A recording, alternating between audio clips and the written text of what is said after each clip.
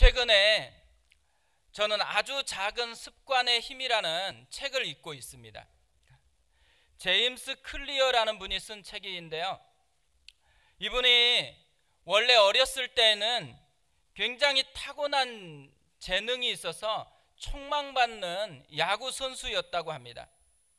고등학교 2학년 때 어디선가 날라온 야구 방망이를 얼굴에 강하게 맞았습니다. 친구가 휘두르다가 손에서 미끄러져 나간 그게 얼굴을 강타한 것입니다.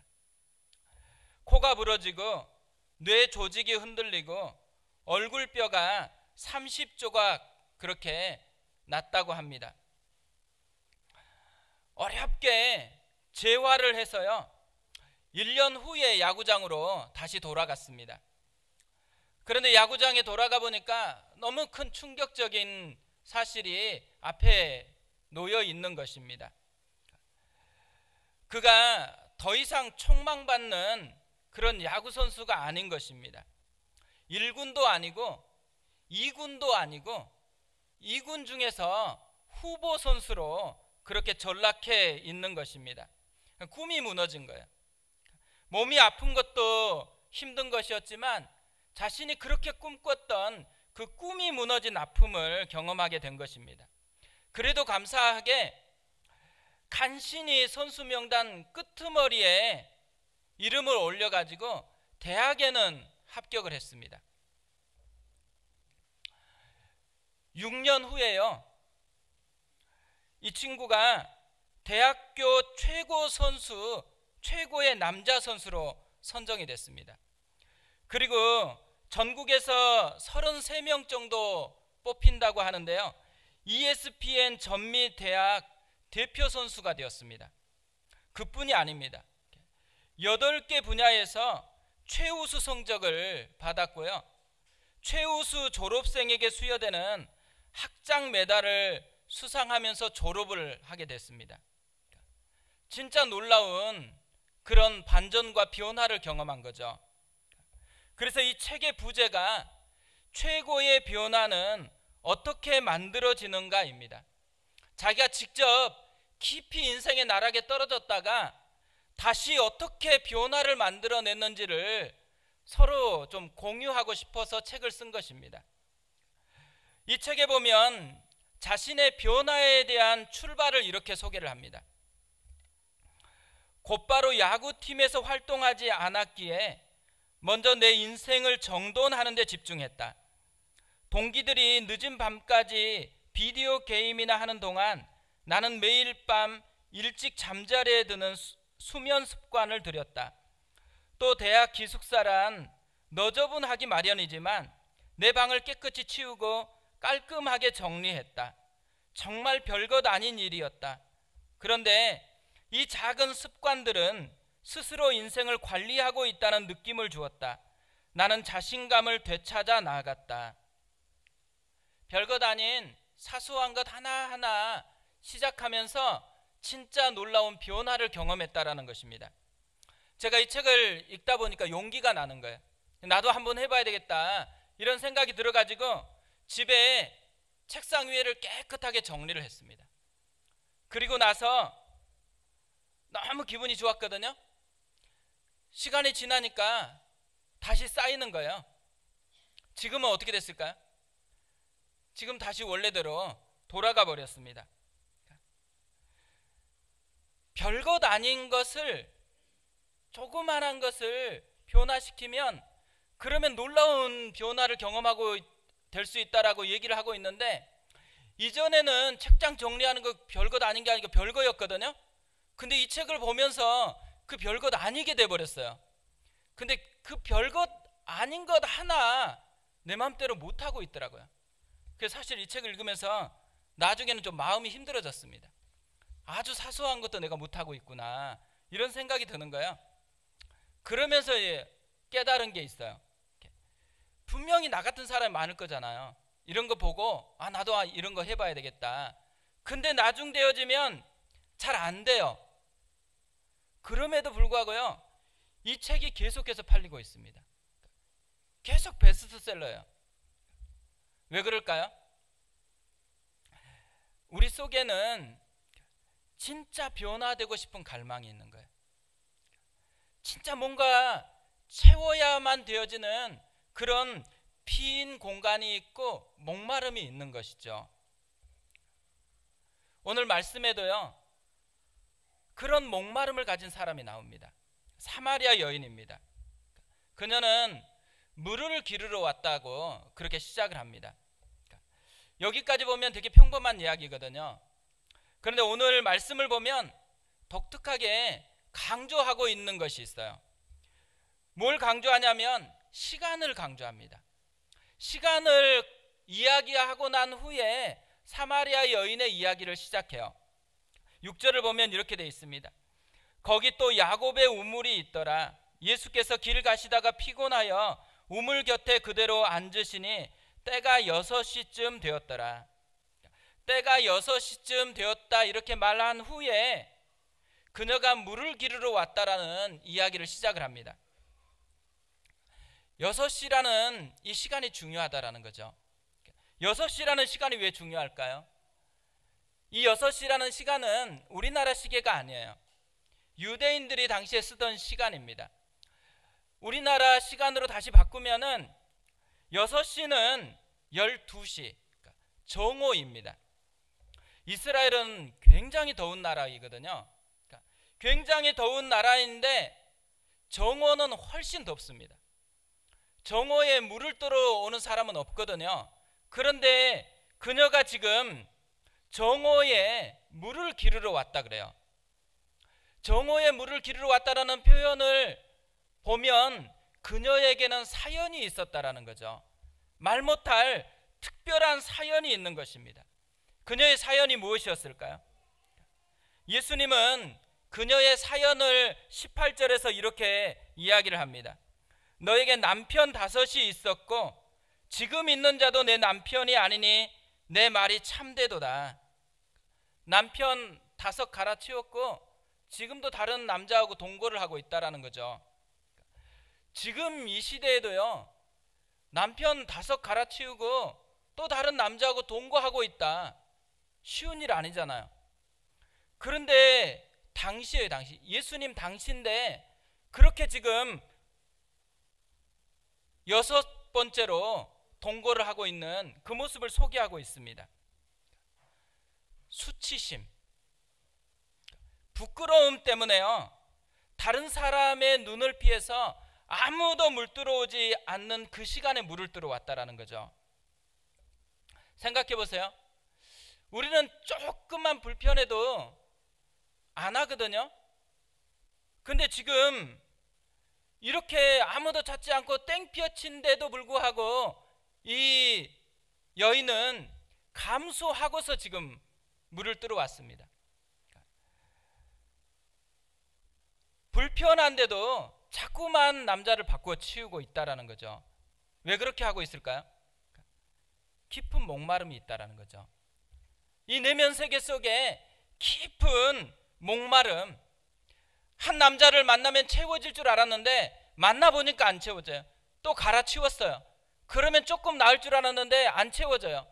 계속 갈았는데도 불구하고 채워지지 않는 그 깊은 목마름을 가지고서 이 여인이 물을 뜨러 나오고 있다라는 거죠. 근데 오늘 본문을 보면 진짜 놀라운 반전이 있습니다. 그렇게 목마름으로 나왔던 이 여인이요, 완전히 바뀌어요. 28절 29절에 그녀의 변화를 이렇게 소개를 합니다. 여자가 물동이를 버려두고 동네로 들어가서 사람들에게 이르되 내가 행한 모든 일을 내게 말한 사람을 와서 보라. 이는 그리스도가 아니냐 하니 물동이를 버려두었어요. 그리고 신나가지고 숨어서 그렇게 지냈던 사람이 마을로 들어가서 지금 외치고 있는 것입니다. 부끄러움은 온데간데 없고 이 여인 속에 예기치 못한 기쁨을 만난 감격이 가득한 것입니다.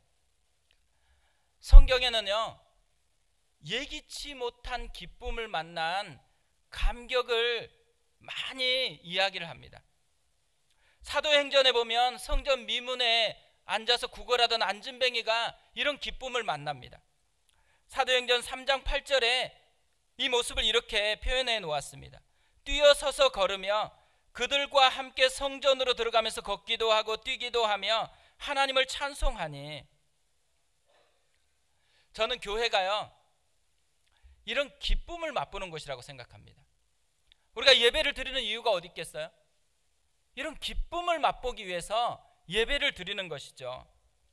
저도 대학 1학년 때 이런 기쁨을 맛봤습니다. 예수님을 만나고 나서 설명할 수 없는 기쁨, 설명할 수 없는 마음의 깊은 평안, 그것을 풍성하게 누리면서 몇 개월을 지냈습니다. 또 간혹 힘들다가도 주님이 주시는 위로를 경험하면 또다시 이런 기쁨이 내 속에서 솟아나는 것을 느끼게 되어집니다. 교회를 개척하고서요, 지금이 2년 차인데 진짜 감사한 게 뭐냐면 우리 교회에 와서 이런 기쁨을 누린다라고 고백하는 사람들이 많다라는 것입니다. 와서 이전과는 다르게 주님을 알고 싶고, 이전과는 다르게 주님을 조금 더 알고 싶어 하는 마음이 일어난다라고 그렇게 고백을 합니다. 그런 고백을 들을 때마다 하나님이 뭔가 하시는 것 같아요. 하나님께서 뭔가 하실 것 같아요. 그 저도 우리 교회를 생각하면서 기대감이 있습니다. 하나님이 어떻게 하실지, 이런 기대감을 가지게 되어집니다. 성경에서 보면요, 시간에 대한 두 가지 표현이 있습니다. 하나는 크로노스이고요, 하나는 카이로스라는 말입니다. 크로노스는 시계 바늘처럼 일정하게 돌아가는 시간을 얘기합니다. 카이로스는 특별한 의미가 있는 시간이에요. 너무 기뻐가지고 멈춰버릴 것 같은 그런 특별한 시간을 카이로스라고 이야기를 합니다. 오늘 이 사마리아 여인은요, 물을 기르러 올 때까지는 크로노스였어요. 새로운 일이 일어날 거라고 전혀 기대를 안 했어요. 그런데 오늘 이곳에서 카이로스를 만난 거예요. 진짜 인생을 뒤바꿔버리는 진짜 카이로스를 그곳에서 만나게 된 거죠. 오늘 예배가요, 크로노스에서 카이로스로 바뀌는 그런 은혜의 예배가 됐으면 좋겠습니다. 우리가 지난주에도 예배를 드리잖아요. 그러면 오늘 또 예배를 드릴 때 똑같은 예배일 것 같은 생각을 가지고 오잖아요. 우리 생각에는 크로노스인데 하나님은 카이로스로 만들고 싶은 거예요. 내가 전혀 생각하지 않았던 기쁨을, 예기치 않았던 그 기쁨을 우리가 누리기를 원하셔서 우리를 한 사람 한 사람 예배의 자리로 부르셨다라는 거죠. 오늘 이 사마리아 여인이요, 예기치 않는 기쁨을 어떻게 누릴 수 있는지를 우리에게 보여줍니다. 이 여인을 통해서 두 가지 예기치 않는 기쁨을 어떻게 누릴 것인지 발견하고 우리도 그런 기쁨을 누리는 그런 시간이 됐으면 좋겠습니다. 첫 번째로 예기치 못한 기쁨을 누리기 위해서는 적극적인 예수님의 사랑을 만나야 한다는 것입니다. 예기치 못한 이 기쁨은요, 그녀의 작품이 아니에요. 그녀가 노력해가지고 이런 기쁨을 만들어낸 것이 아닙니다. 전적으로 예수님의 작품이에요. 전적으로 하나님의 선물입니다. 오늘 본문 말씀을 묵상하다가요, 제 안에 깊이 감사되었던 게 뭐냐면 이 여인하고 예수님을 묘사하는 묘사의 차이예요. 여인은 이런 기쁨을 만들어야 되는 의지가 없어요. 그리고 그날 이런 기쁨이 있을 거라는 상상조차도 안 해요. 자기 자신을 향한 기대감이 없어요. 그냥 살아가는 거예요. 그냥 살아가면서 그 우물가에 찾아왔어요. 반면에요, 예수님은 굉장히 적극적이에요. 예수님은 굉장히 과감해요. 이런 모습을 오늘 본문이 우리에게 세 가지 정도 예수님의 모습을 소개를 합니다. 첫 번째 예수님의 과감함이 어디에서 보여지냐면 의지. 예수님의 의지가 굉장히 과감하게 표현되어 있습니다. 3절 4절을 보면 유대를 떠나서 다시 갈릴리로 가실새 사마리아를 통과하여야 하겠는지라. 지형적으로 보면요, 유대하고 갈릴리 사이에, 그 사이에 사마리아 땅이 있어요. 그래서 빨리 가려고 하면은 그냥 사마리아 통과해서 가면 갈릴리에 금방 갑니다. 대부분의 유대인들은요, 사마리아 땅을 통과하면 너무 쉽고 좋은 도로로 갈 수 있는데 불편하게 뺑 돌아서 갔어요. 왜 그랬을까요? 이 유대와 사마리아는 사이가 안 좋았어요. 서로 원수 취급을 했습니다. 오래전에 이스라엘이 바벨론의 멸망을 당해요. 그러면서 이스라엘에 있었던 많은 사람들이 포로로 잡혀갑니다. 남아있었던 사람들이 있었죠. 이 남아있었던 사람들이 신앙을 지키고 올곧게 하나님 앞에 살아갔으면 참 좋았을 건데 그렇지 못했어요. 생활이 바쁘니까. 그리고 옆에 있는 이방인들과 결혼하고 살아가면서 신앙이 다 잡탕이 됐습니다. 그런데 이 유대인들이 다시 포로에서 돌아온 거예요. 돌아와서 보니까 신앙도 안 지켰고 또 전체적으로 신분도 다 바뀌었잖아요. 그래서 이때부터 이들을 변절자 취급했고 이단처럼 취급을 했어요. 사이가 좋아질 수가 없었던 거죠. 대부분의 유대인들이 그래서 사마리아를 피해서 갔는데 오늘 말씀을 보면 예수님은 사마리아를 통과해야 되겠다라고 결심을 했다라는 거죠. 여기에서 예수님과 사마리아 여인의 이야기가 시작이 되어지는 것입니다. 예수님께서요, 이 사마리아 여인을 보고 특별하지 않잖아요. 위대한 사람도 아니잖아요. 아주 평범하고 그냥 지나가도 되는데 그녀에게도 목마름이 있고 그녀에게도 하나님의 은혜가 필요하고 하나님의 선물이 필요했다라는 것을 아는 거예요. 그래서 그걸 제공하기 위해서 예수님께서 결심을 했다라는 거죠. 모든 기쁨의 출발은요, 하나님의 의지에서 시작되는 거예요.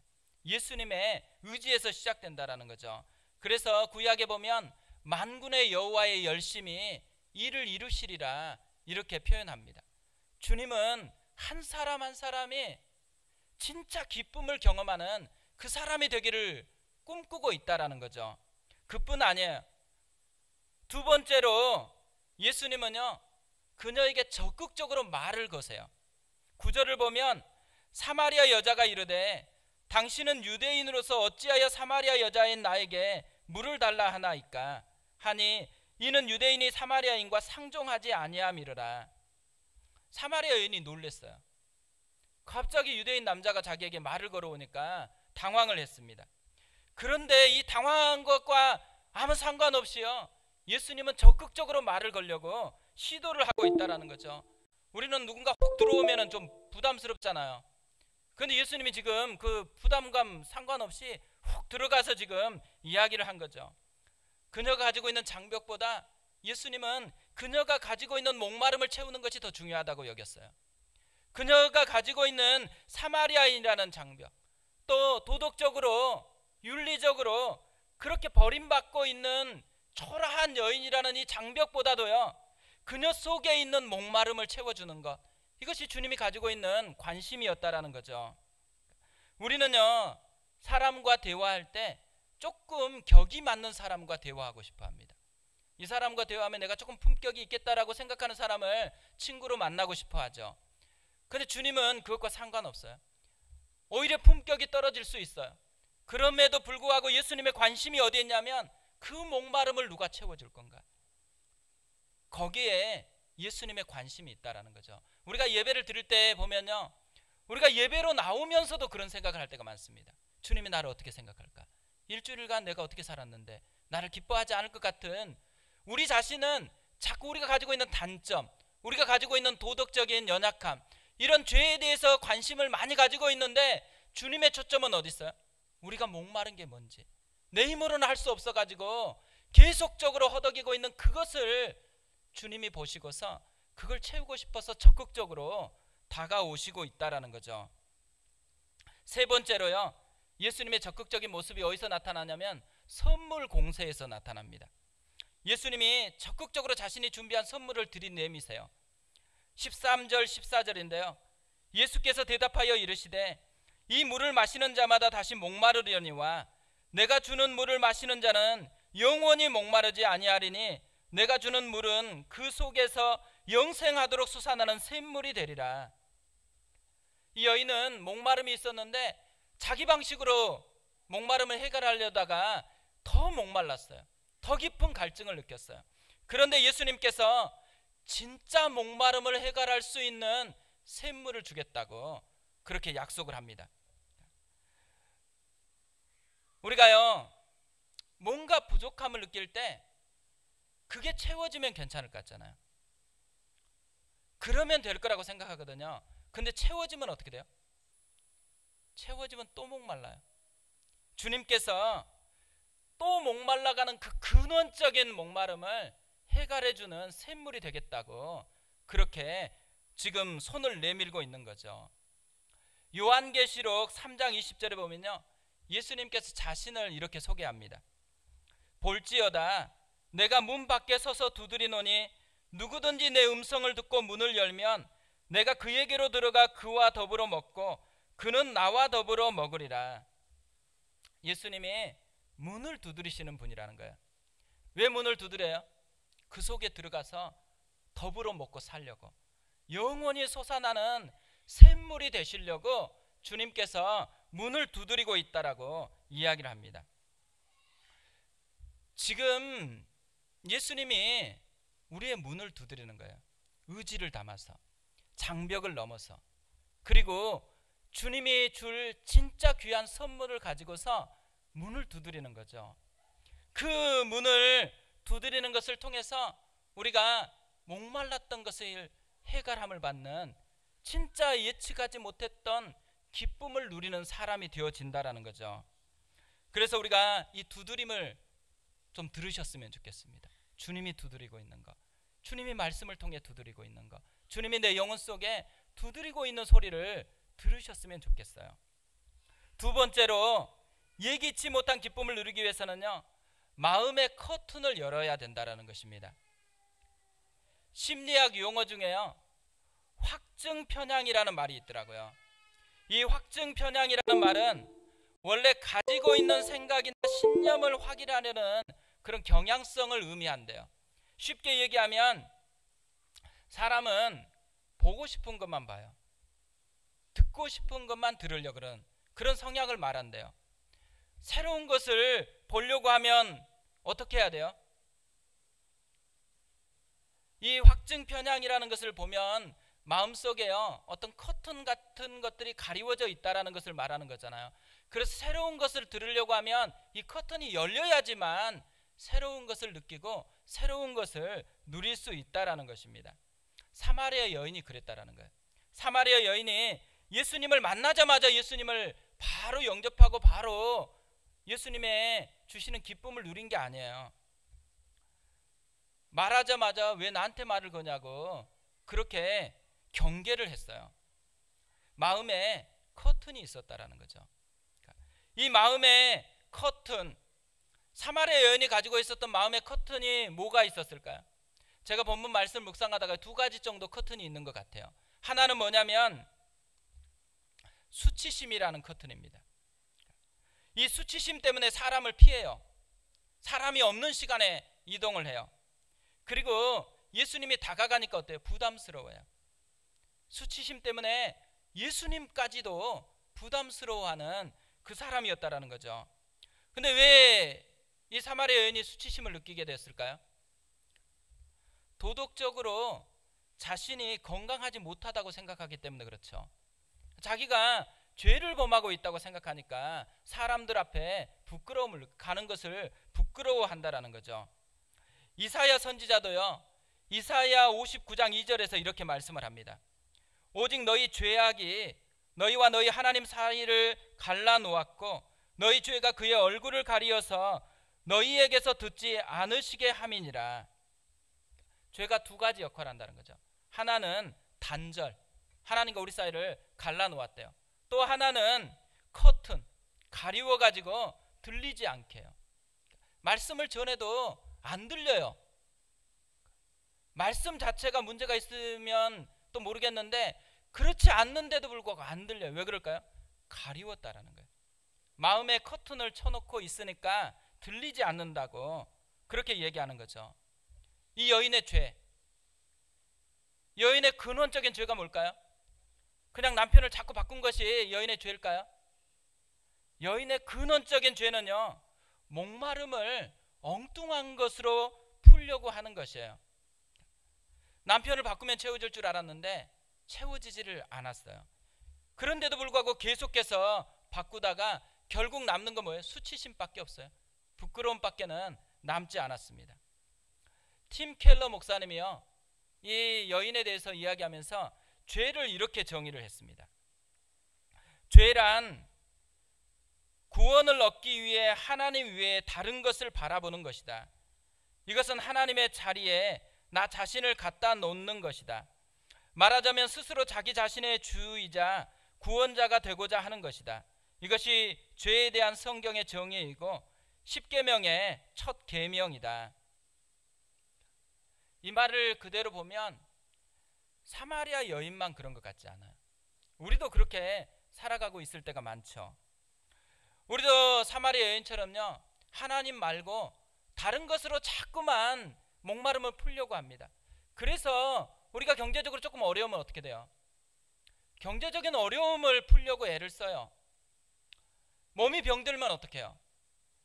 병든 것을 낫기 위해서 애를 써요. 관계가 힘들면 어떡하죠? 관계 문제를 풀려고 애를 씁니다. 근데 이 문제가 해결돼요. 그러면 완전히 해결되나요? 그렇지 않아요. 병을 우리 가운데 허락하신 이유, 관계가 어렵게 하시는 이유, 모든 이유가 근원적으로 보면 어디 있겠어요? 진짜 목마름을 해결하시는 주님께로 나오라는 거죠. 진짜 해결자이신 주님을 만나야 된다라는 두드름이 우리 가운데 있는 목마름인 거예요. 표면적 목마름을 통해서 깊이 있는 것을 해결하시는 주님을 경험하는 것, 이것이 주님이 우리에게 약함을 주신 이유라는 것이죠. 목마름이 느껴질 때는요, 우리 가운데 당장 급한 게 아니고 진짜 목마름을 해결해 주는 참된 영원히 솟아나게 하시는 샘물로 나아가야 된다라는 것입니다. 감사하게도요, 예수님은 그녀가 이런 목마름을 가지고 있고 또 그렇게 잘 못했음에도 불구하고요, 그녀에게 기회를 주시는 거예요. 다시 진짜를 찾을 수 있는 기회를 주십니다. 그래서 예수님께서 그녀에게 자신이 가지고 있는 선물이 무엇인지를 이야기하신 거예요. 다시 13절 14절을 읽어보면 이렇게 되어 있습니다. 예수께서 대답하여 이르시되 이 물을 마시는 자마다 다시 목마르려니와 내가 주는 물을 마시는 자는 영원히 목마르지 아니하리니 내가 주는 물은 그 속에서 영생하도록 솟아나는 샘물이 되리라. 영원한 샘물로 진짜 목마름을 해결해 주고 싶은 것, 이것이 주님의 마음이라는 거죠. 두 번째 마음에 있었던 그녀의 커튼, 무지함입니다. 무지함. 10절을 보면 이렇게 되어 있습니다. 예수께서 대답하여 이르시되 내가 만일 하나님의 선물과 또 내게 물 좀 달라 하는 이가 누구인 줄 알았더라면 내가 그에게 구하였을 것이요 그가 생수를 내게 주었으리라. 그녀의 문제가 뭐라는 거예요? 모르는 거. 알았더라면, 모르고 있기 때문에 문제가 생겼다라는 거죠. 사실 그녀가 완전히 모르는 것은 아니에요. 그래서 조금 알아요. 예수님이 설명하면 거기에 대해서 아는 것 가지고 또 엉뚱한 것으로 대답해요. 그러면 또 예수님께서 그 엉뚱한 것에서 또다시 설명을 해요. 그래서 점점 이 엉뚱한 지식을 참된 진리로 이끌어 주세요. 그녀가 진짜 가지고 있었던 이 무지함의 커튼을요, 예수님이 활짝 열어주세요. 그래서 그녀가 기쁨을 누린 거죠. 그녀가 이 무지함의 커튼에서 완전히 해방됐다는 걸 뭘로 알 수 있을까요? 예수님의 호칭, 그녀가 예수님을 어떻게 부르고 있느냐를 보면은 그녀가 완전히 해방됐다는 것을 알게 되어집니다. 처음에 그녀가 예수님을 불렀던 호칭이 뭘까요? 9절에 보면 이렇게 되어 있습니다. 사마리아 여자가 이르되 당신은 유대인으로서 어찌하여 사마리아 여자인 나에게 물을 달라 하나이까. 당신이 그냥 유대인의 한 남자로 예수님을 취급했어요. 그런데 그녀가 조금 지나니까 달라집니다. 두 번째 호칭은 선지자예요. 19절에 보면 여자가 이르되 주여 내가 보니 선지자로소이다. 이 선지자라는 부분을 알았다고 해서 이 여인이 완전히 해방된 게 아니에요. 그에게는 또 다른 단계가 남아 있었어요. 그건 뭐냐면 그리스도인지를 경험하는 거예요. 그래서 마지막 그녀의 고백이 그리스도예요. 29절에 보면 내가 행한 모든 일을 내게 말한 사람을 와서 보라. 이는 그리스도가 아니냐. 예수님이 진짜 자신의 구원자이고 자신의 목마름을 해결하는 진짜 샘물이라는 것을 고백하는 말이 그리스도예요. 그리스도. 그 그리스도를 그녀가 진짜 경험했다라는 거죠. 예수님이요, 그녀에게 주고 싶었던 진짜 선물, 호칭이 바뀌는 겁니다. 하나님이 우리에게 주고 싶어하는 진짜 선물, 하나님을, 예수님을 호칭하는 것이 바뀌는 거예요. 예수님을 점점 알아가면 알아갈수록 우리는 호칭이 바뀌게 되어 있습니다. 그분을 고백하는 내용이 바뀌게 되어 있다라는 거죠.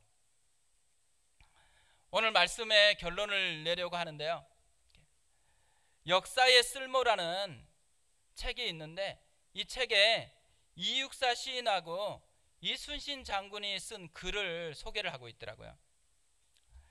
이 이육사 시인은 일제강점기에 진짜 열혈 독립운동가였습니다. 그래서 17번이나 감옥에 투옥이 되셨어요. 그리고 이분은 자신의 수임 번호였던 264를 자신의 필명으로 삼아가지고 시를 발표했거든요. 이분이 쓴 많은 시가 있지만 이 책에서 소개하는 것은 꽃이라는 시예요. 이렇게 되어 있습니다. 동방은 하늘도 다 끝나고 비 한 방울 내리지 않는 그때에도 오히려 꽃은 빨갛게 피지 않는가. 시대의 현실을 그대로 고스란히 담고 있는 시거든요. 이순신 장군은 뭐 따로 설명할 필요가 없습니다. 근데 이순신 장군 너무 유명한 말인데요, 선조에게 올린 장계, 이렇게 되어 있습니다. 신에게는 아직 12척의 배가 있사옵니다.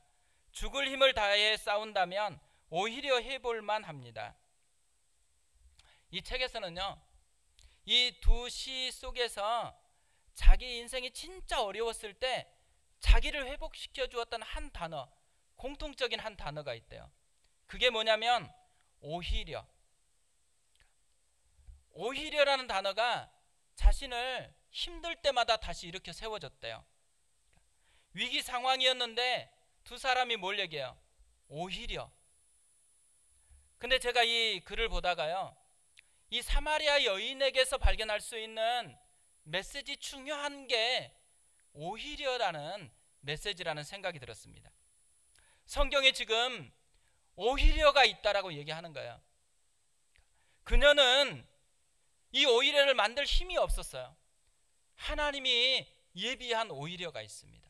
주님이 준비한 오히려가 있다라는 거예요. 우리가 그리스도인이 되었다라는 것은요, 오히려가 우리 앞에 예비되어 있는 사람이라는 거죠. 이번 한 주간에 어려움이 있을 수도 있습니다. 좀 힘든 일이 발생할 수 있어요. 내가 하나님의 자녀이면 오히려가 남아있어요. 우리가 아무 생각이 없을 수 있어요. 우리 안에 이 사마리아 여인처럼 기대감이 없을 수 있어요. 그런데 예수님은 적극적이세요. 예수님은 과감하세요. 우리가 이 오히려를 누릴 때까지는 두드리세요. 그래서 우리의 오히려를 우리가 경험하기를 주님이 원하신다라는 거죠. 이번 한 주간에 이 오히려의 은혜를 경험하는 그런 한 주간이 되셨으면 좋겠습니다.